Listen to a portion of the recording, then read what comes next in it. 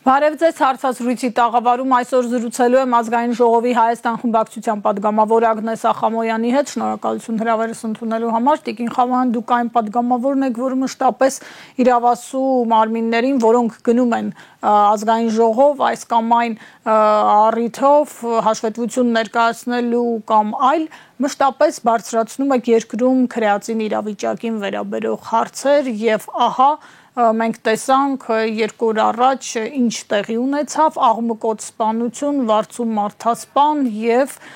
փաստորեն սա հետևանքն է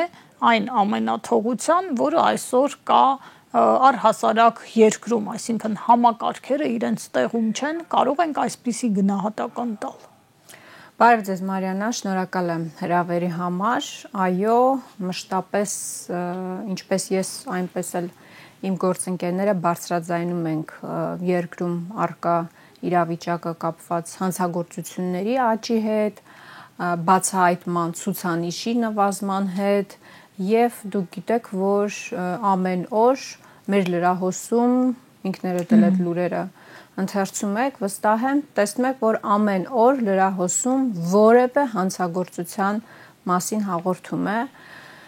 Եվ պետք է արձանագրեմ ձեր այն դիտարկմանը, որ համակարգերը չեն աշխատում, իրենց տեղում չեն, հարգելի Մարիանա, համակարգերը լավ էլ աշխատում են, իրենց տեղում են, պարզապես 3 միլիոն վարչապետերից ծառայում են ընդամենը մեկին, Նիկոլ Փաշինյանին։ Ամբողջ ուժային իրավապահ համակարգը աշխատում է բացառապես մեկ նպատակի համար, ունի բացառապես մեկ առաքելություն պահել Նիկոլ Փաշինյանի իշխանությունը, թե երկրում մյուս 3 միլիոն վարչապետերի հետ ինչ տեղի կունենա, դա բացարձակապես չի հետաքրքրվում, ոչ իրավապահ, ոչ ուժային համակարգի պատասխանատուներին եւ ոչ էլ հենց Նիկոլ Փաշինյանին։ Դրա մասին էր իր առավոտյան գրառումը Փարաքարում տեղի ունեցած ողբերգական իրադարձությունից հետո, իդեպ օգտվելով առիթից նաեւ ես զոհվածների ընտանիքների անդամներին եւ հարազատներին եմ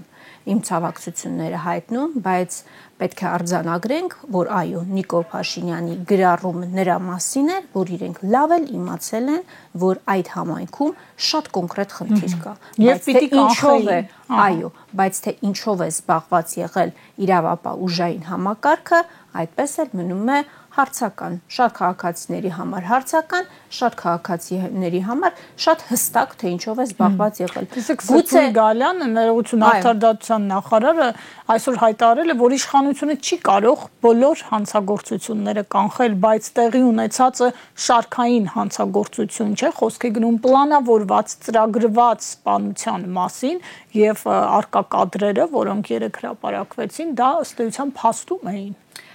Արկա կադրերում ակնհայտ է, որ երկու հանգամանք ակնհայտ է։ Ես իհարկե խիստ մասնագետ չեմ, բայց անզեն աչքով էլ երևում է եւ շատ մեծ գիտելիքներ պետք չեն դրա համար հասկանալու համար։ Նախ Փարաքարի ինդիմադիր համակապետին սպանողը ակնհայտորեն վրեժխնդրությամբ է լցված լինում եւ ակնհայտ է, որ այստեղ կա վենդետայի դրվագը, քանի որ ոչ միայն չի բավարարվում սպանելով համայնքապետին, այլ նաև զենքի այդ կոթով մի քանի անգամ հարվածներ է հասցնում։ Սպանում է, բայց հետո նորից ետ է վերադառնում եւ այո, եւ էլի կրակոցներ է արձակում։ Ակնհայտ է, որ այստեղ վենդետայի դրվագը հստակ է։ Այն որ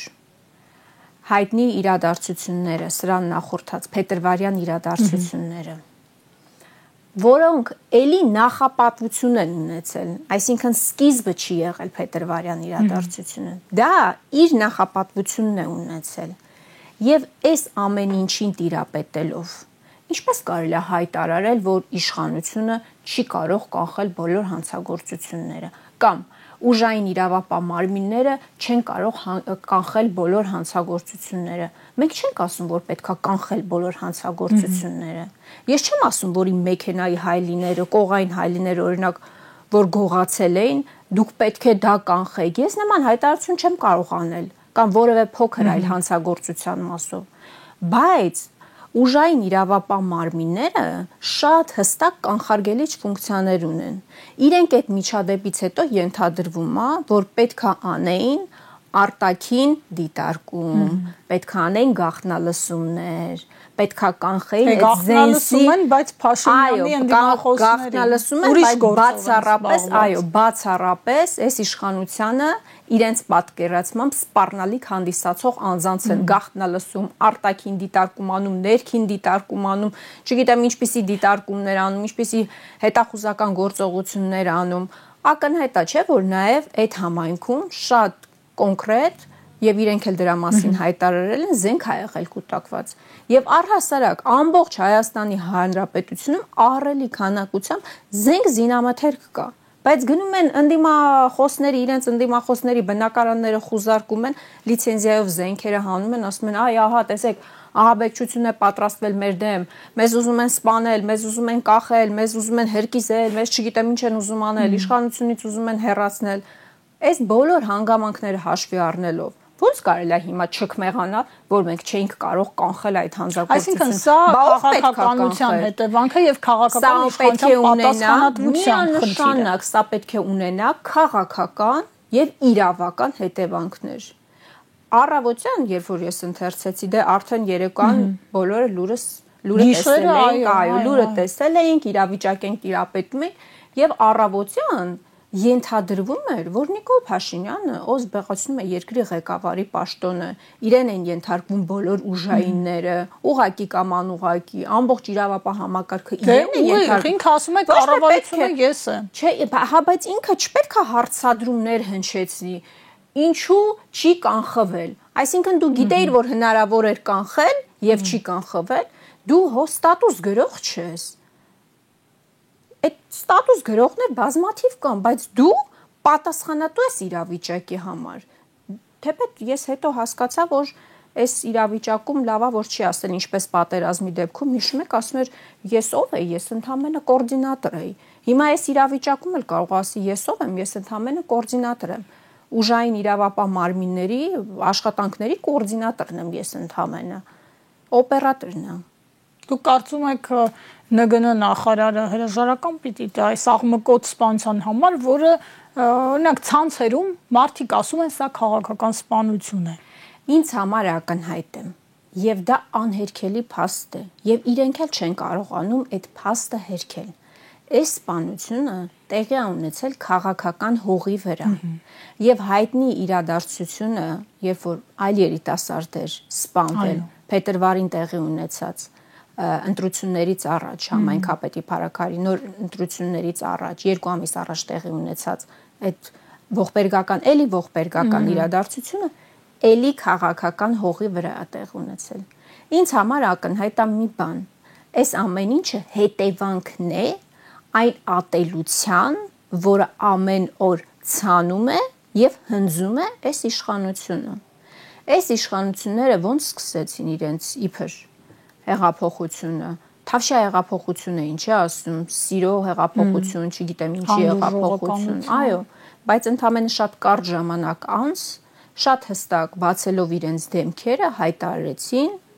այսինքն երկիրը բաժանեցին սևերի եւ սպիտակների, ներկաների եւ նախկինների, նիկոլականների եւ ոչ նիկոլականների, այո, ընդդիմախոսների, այսինքն ամբողջությամբ բաժանել են դաշտը։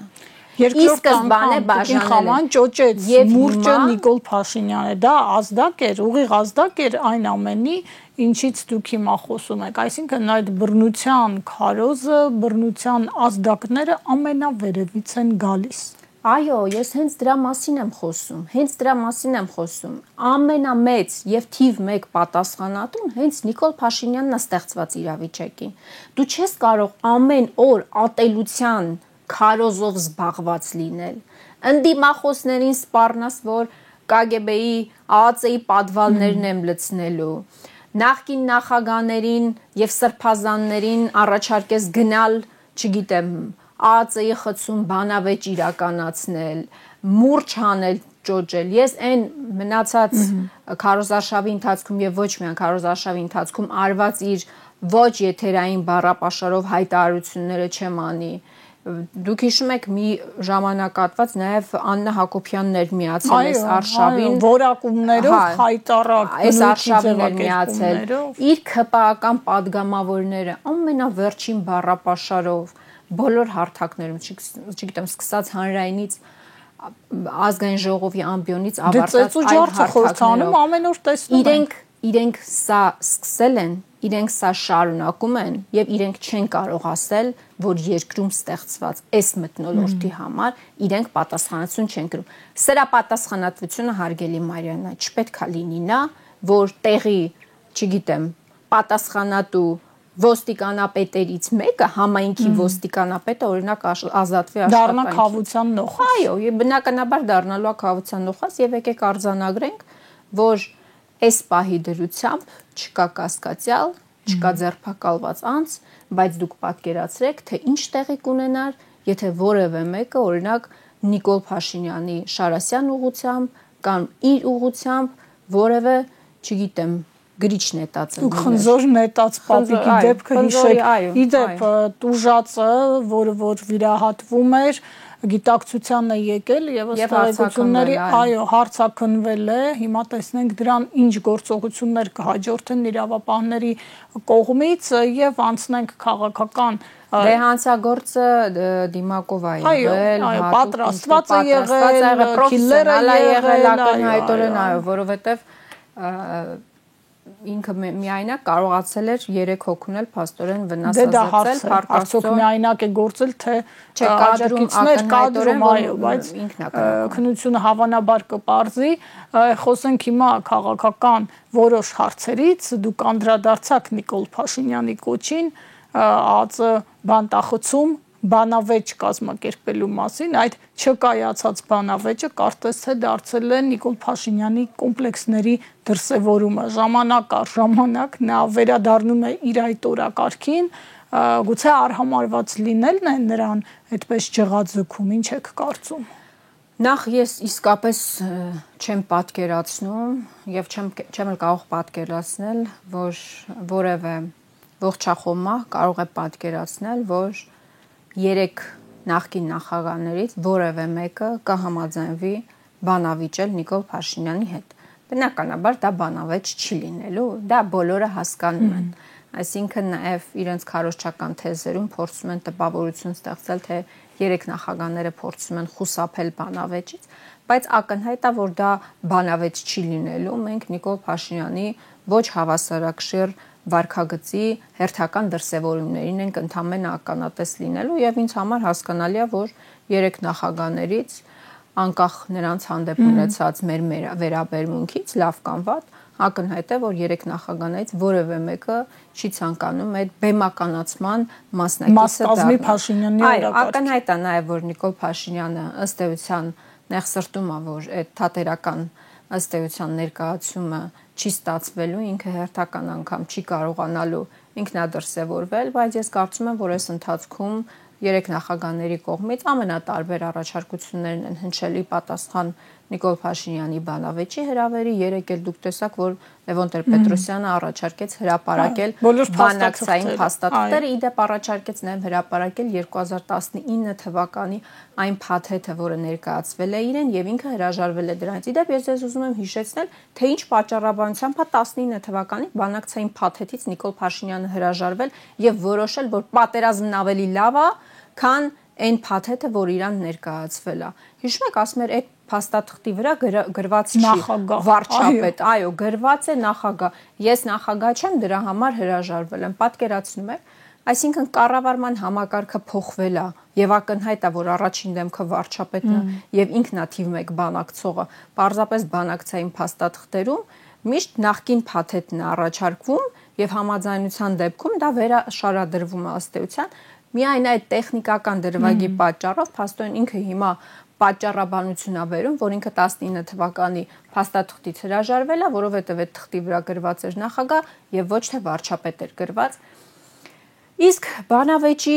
մասով ես վստահ եմ, որ մենք բազմաթիվ առիթներ ունենում ենք նաեւ ազգային ժողովում կառավարության այդ հարցու պատասխանի ժամանակ ցույց տալ Նիկոլ Փաշինյանի վարած ոչ միայն արտաքին քաղաքականությունը, այլ նաև ներքին քաղաքականությունը, տնտեսական ցուցանիշներով է փորձում հպարտանալ, ակնհայտ է, որ ամենևին էլ այն պատկերը չի, որը ինքը փորձում է ներկայացնել հանրությանը։ Հիմա նոր մոդա է, բոլորի աչքն են մտցնում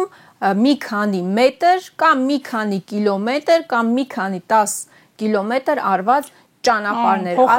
փոխարենը պաշտպանության ծախսերը 15%-ով կրճատվել են, կառավարությունը արդեն 26 թվականի բյուջեն ընդունել է, որը շուտով կգա խորհրդարան։ Մարիաննա, Հայաստանի Հանրապետության յուրաքանչյուր քաղաքացու գլխին առնվազն $5,000 արտաքին պարտք են կախել։ Առնվազն $5,000 արտաքին պարտք են կախել գլխներից։ Եվ մեկ ամսական երեխան էլ արդեն պարտք ունի ինքը։ Այնքան են ավելացրել արտաքին պարտքը։ Բայց յուրաքանչյուր քաղաքացուն բաժին հասնող ըստեյության $50 ասֆալտով ամեն օր 3 են տալիս քաղաքացիներին, ամեն օր 3 են տալիս քաղաքացիներին։ Այնքան խնդիրներ կան, եւ մենք չենք դադարելու ու չենք հոգնելու դրանց մասին բարձրաձայնել։ Դուք հիմա պաշտպանական ծախսերն եք ասում, որ պակասեցրել են։ Այո, պակասեցրել են։ Ալիևը այնտեղ ավելացնում է ռազմական, այո, ռազմական եւ մյուս կողմից էլ անհամեմատելի է, չէ՞, մեր ռազմական բյուջեն իրենց ռազմական բյուջեի։ Ինքը հայտարարում է, որ ցանկացած պահի պետքա լինել պատրաստ ցանկացած իրավիճակի, ռազմական բյուջեն ավելացնում է, այստեղ Նիկոլ Փաշինյանը առավոտյան հայտարարում է, որ այս աշխարհը այնքան անկայուն է, որ որևէ բանի վրա երաշխիք հնարավոր չի ունենալ, հաջորդ օրը կեսօրին, չէ, այդ նույն օրվա կեսօրին հայտարարում է, որ լեգիտիմությունն է խաղաղության աղբյուրը,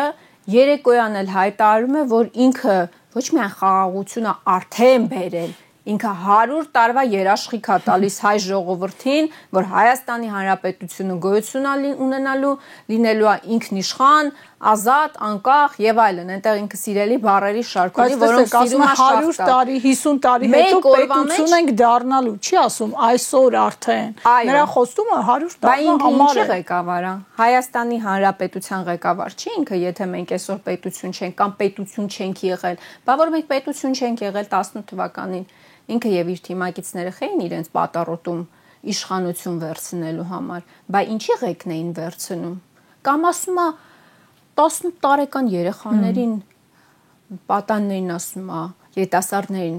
ասում է Լևոն Տեր-Պետրոսյանին, չէ՞, պատասխան, ասում է դուք ուղարկել եք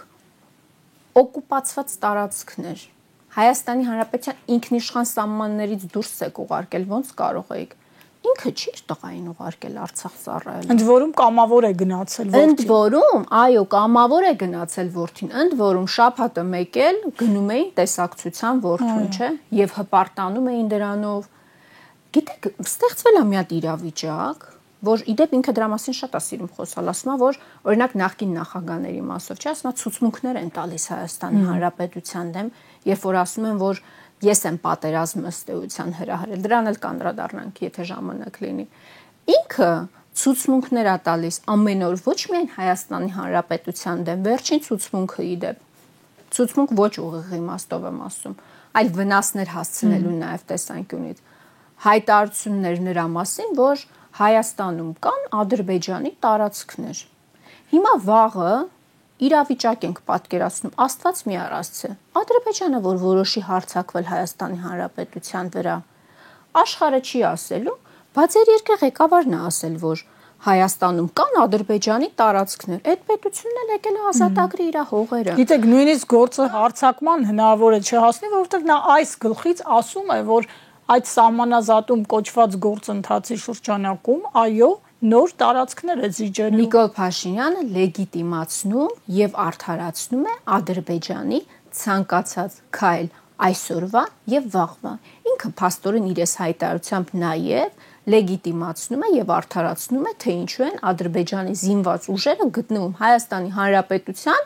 մեր կարծիքով ինքնիշխան տարածքում, իսկ իր կարծիքով փաստորեն գուցե Ադրբեջանի հենց տարածքն է դա եւ շատ բնական է, որ այդտեղ են գտնում։ Հիմա որդու մասով ոչ միայն Հայաստանի Հանրապետության դեմ ցուցմունքներ է տալիս, իդեպ դուք չզարմանաք, որ բազմաթիվ ռեպարացիաներ ներկայացվում են Բնականաբար հաջորդ քայլը դա է։ Այո, դա է լինելու։ Մենք բոլոր մեր հայցերը Ադրբեջանի դեմ ուղված միետից հետ ենք կանչում, սրան գումարած Նիկոլ Փաշինյանը ամեն օր նոր հայցեր է ապահովում Ադրբեջանի համար ընդդեմ Հայաստանի Հանրապետության, բայց ոչ միայն ընդդեմ Հայաստանի Հանրապետությունն է գործում, սեփական ընտանիքի անդամների դեմ էլ է գործում։ Հիմա փաստորեն իր որդին գնացել է եւ ծառայել է Հայաստանի կողմից Ադրբեջանի օկուպացված տարածքում Տրամաբանական շղթան դրան է հանգում։ Օկուպացված տարածքում փաստորեն ծառայություն է իրականացրել, ստացվում է աբեկչական գործունեությամբ է զբաղվել Ադրբեջանն այդպես է փաթեթավորում։ Այո, Ադրբեջանը փաթեթավորում է որպես աբեկչական գործողություն։ Ու սրանից հետո ամեն օր հայտարարել, որ Հայաստանի 3 նախագահները ընդդիմությունը, չգիտեմ, Պողոսը, Պետրոսը Հայաստանի դեմ չգիտեմ, ցուցմունքներ են տալիս, խոսում են Հայաստանի Հանրապետության դեմ, իդեպ իրեն նույնացնելով երկրի հետ։ Այս իշխանությունների ամենամեծ նաև այսպես խնդիրներից մեկը այն է, որ իրենց իշխանությունը նույնացնում են երկրի հետ։ Իրենք դե եթե ասում էր, որ կառավարությունը ես եմ, ուղիղ էր ասում։ Այո, ուղիղ կարող ասել, որ Հայաստանի Հանրապետությունը ես եմ, փաստորեն շնորհավորում եմ Նիկոլ Փաշինյանին նա հրճակում է նոր հանրապետություն, այո, 4 հանրապետություն օրակարգն է, դա առաջիկա պրոցեսների օրակարգն է, Տիկին Խամոյան, վերջում անդրադառնանք վաղվա լսումներին, խորհրդարանում վաղը պատիվ ունեմ խմբակցությունը Նիկոլ Փաշինյանին անվստահություն հայտնելու գործընթացի շուրջ լսումներ է կազմակերպել լայն ֆորմատով, արտախորհրդարանական ուժերի մասնակցությամբ, խորհրդարանական ակնկալվում է հավանաբար, ինչպիսին է այս մասով Հայաստան դաշինքի դիրքորոշումը եւ Հայաստան դաշինքը, այո, Հայաստան դաշինքը բազմաթիվ իր կարծիքը արտահայտել է հիշյալ հարցի հետ կապված, նաեւ ես տարբեր առիթներ եմ ունեցել դրա մասին խոսելու։ Մեր կարծիքը ըստ էության չի փոխվել, բոլոր հիմքերը կան, իրավական բոլոր հիմքերը կան Նիկոլ Փաշինյանին անվստահություն հայտնելու, impeachment հայտնելու հետ կապված, impeachment-ով պայմանավորված, բայց չկան համապատասխան ստորագրություններ։ Վաղը մեր խմբակցության ներկայացուցիչները կմասնակցեն լսումներին, բնականաբար կհնչեցվի մեր տեսակետը պաշտոնապես, իդեպ կան հանրապետական պատգամավորներ, ովքեր հանրապետական գործիչներ, ովքեր հայտարարում են, որ իրենք արդեն որոշակի պայմանավորվածություններ ունեն քպականների հետ, թույլ տվեք միայն այս մասով ժպտալ, մնացածը վաղը մեր խմբակցության գուցե անակնկալ լինի խմբակցության ներկայացուցիչի կողմից հնչեցվելիք ելույթում։ Կարծում եք քպականները անսասան են լինելու Փաշինյանին պաշտպանելու եւ չհանձնելու դիրքերում։ Ես ժպտում եմ եւ առաջարկում եմ ժպիտով ամփոփենք այս հարցը կամ գուցե ամբողջ հաղորդումը։ Շնորհակալ եմ հարցազրույցի համար, մեզ սպասեք վաղը։